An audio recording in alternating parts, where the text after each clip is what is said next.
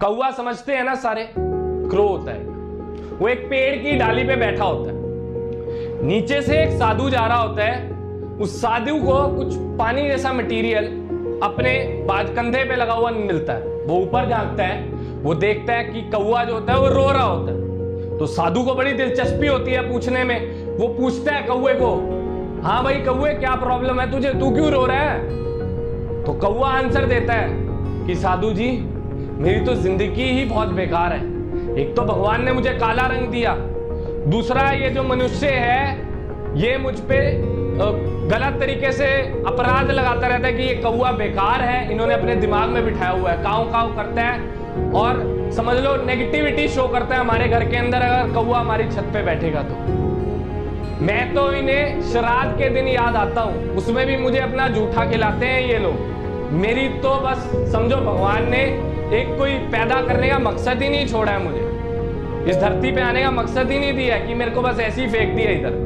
मैं बहुत परेशान हूं अपनी जिंदगी से।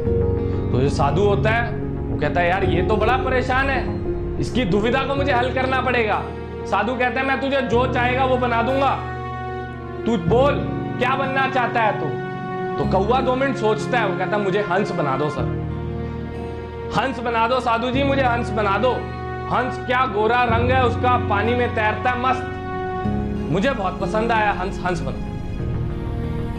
सो साधु जो है बहुत बड़ा ज्ञानी, वो समझ जाता है इसकी दुविधा, इसको इसके रंग से प्रॉब्लम है। वो कहता है कि हाँ भाई मैं तुझे बना दूंगा हंस, तू एक काम कर मेरा छोटा सा, तू एक बार हंस के पास जाके पता कर ले कि क्या वो अपनी जिंदगी से खुश भी है या नहीं, कल को मैं बना दूं तुझे हंस।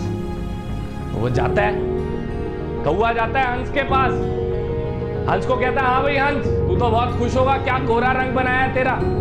हंस कहता है खाक, मैं तो खुद परेशान हूं अपनी जिंदगी से, ना तो भगवान ने मुझे पानी का छोड़ा, ना मुझे जमीन का छोड़ा, बीच का बना दिया है मुझे तो।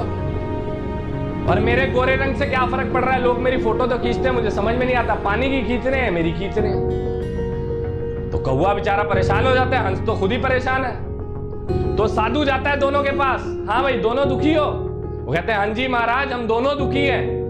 वो कहता है क्या बनाऊं तुझे अब? तो वो कहता है भाई एक काम कर, मुझे तोता बना दो। दोनों बोलते हैं हमें तोता बना दो। तो साधु फिर शायद शर्त रखता है, ठीक है भाई तुम दोनों को मैं तोता बना दूंगा, एक काम करो मेरा छोटा सा तोते के पास हो जाओ।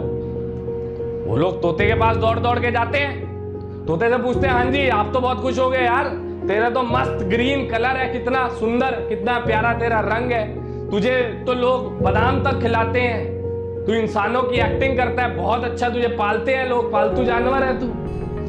तो तोता कहता है यार खाक क्या बेकार रंग है मेरा, पेड़ पे मैं बैठता हूँ पता नहीं लगता मैं बैठा भी हूं कि नहीं बैठा। दूसरा पिंजरे में मुझे सारा दिन इंसान बंद करके रखते हैं, मेरा तो उड़ना मुहाल हो गया, क्या बेकार जिंदगी है मेरी। तो अब साधु फिर दौड़ के जाता है उनके पास, हाँ भाई क्या बनाऊं अब तुम्हें? तो तीनों मिलके कहते हैं सर हमें तो पीकॉक बना दो भाई, हमें तो मोर बना दो। तीनों बोलते हैं साधु को। साधु कहता है आखिरी मौका दे रहा हूं, इसके बाद नहीं बोलूंगा तुझे, जहां होया हो तोते के वो सॉरी मोर के पास, एक बार जाके चेक कराओ उससे क्या वो अपनी जिंदगी से खुश भी है। तीनों दौड़ दौड़ के जाते हैं मोर के पास।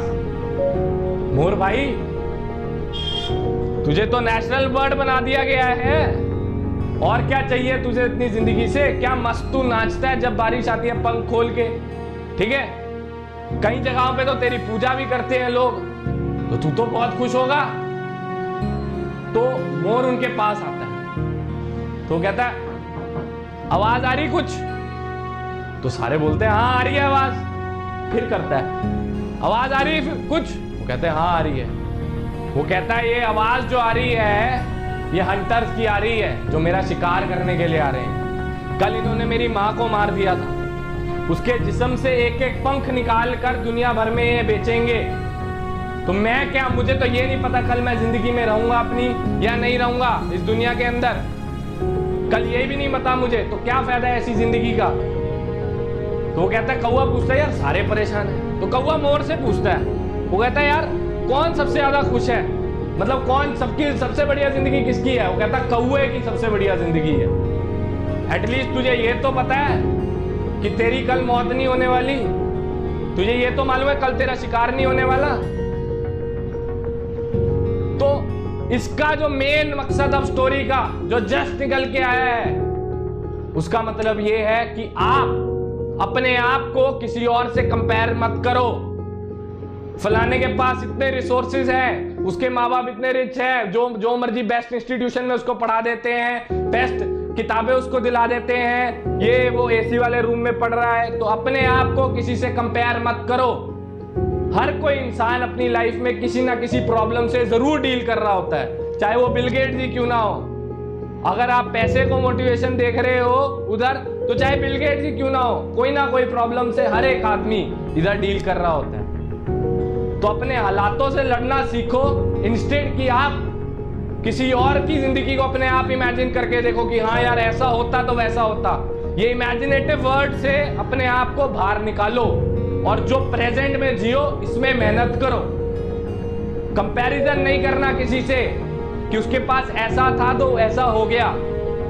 आपके पास जो है उसको यूटिलाइज करो। रिसोर्सेज की कमी नहीं है आज के टाइम में, इंटरनेट आपके पास है, आप खुश किस्मत मानो अपने आप को। एक मोबाइल फोन के साथ और एक इंटरनेट कनेक्शन के साथ आप दुनिया चेंज कर सकते हो, ये बात समझना। चाहे वो पढ़ाई से रिलेटेड हो, चाहे कोई और फील्ड हो, बस एक पढ़ने की चाह होनी चाहिए।